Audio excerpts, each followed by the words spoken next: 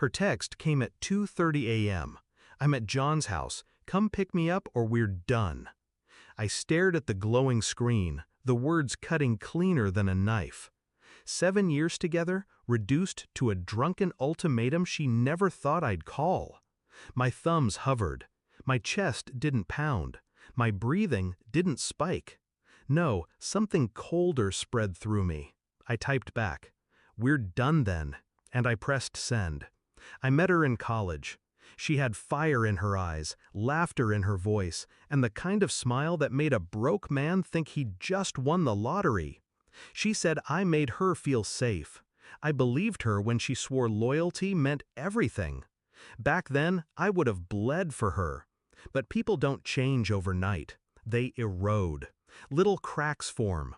I noticed how her phone never left her hand, how John's name, her coworkers, slipped into conversations like a shadow, how her late nights became routine.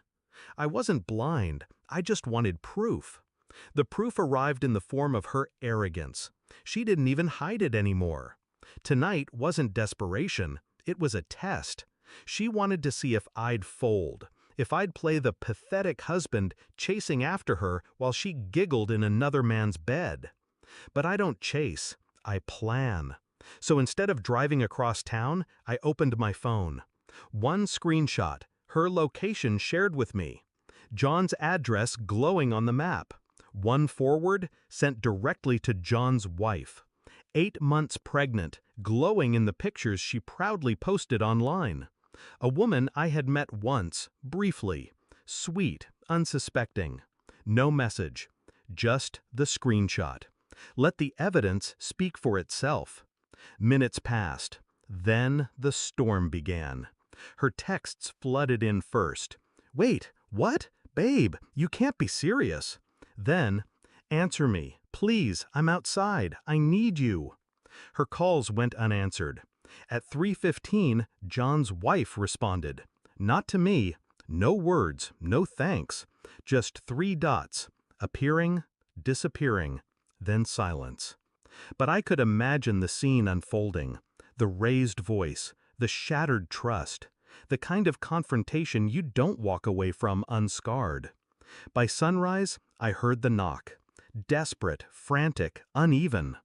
I opened the door to find her, my wife, makeup smeared, hair tangled, eyes wide with fear.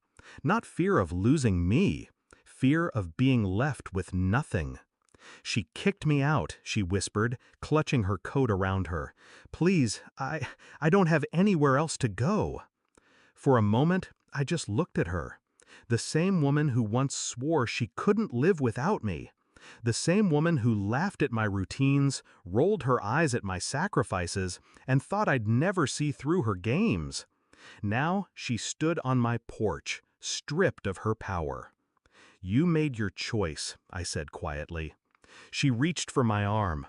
"But John, he's ruined. His wife, she's crazy." I cut her off with a look. Cold, final. Not my problem. Her face crumbled.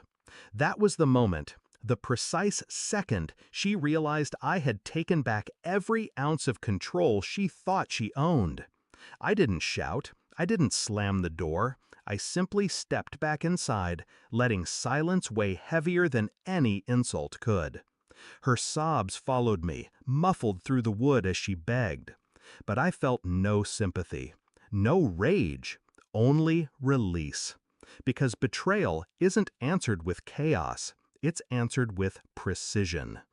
By noon, papers were in motion. Lawyer contacted, account secured, locks changed. She had lost me, lost John, lost the safety net she thought she could manipulate. And John? Word spread fast. His wife wasn't quiet. By evening, his company board knew. Pregnant wives don't keep secrets when humiliation is fresh. His polished reputation collapsed in hours. All from one screenshot. I think about that night sometimes.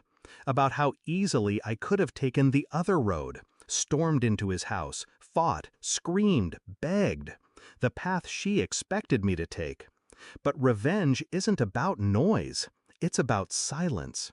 about letting the truth detonate where it hurts most. Now, when people ask why I seem lighter, calmer, I just smile.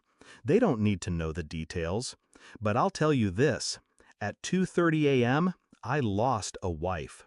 By sunrise, I gained my freedom. And that was the best trade I've ever made.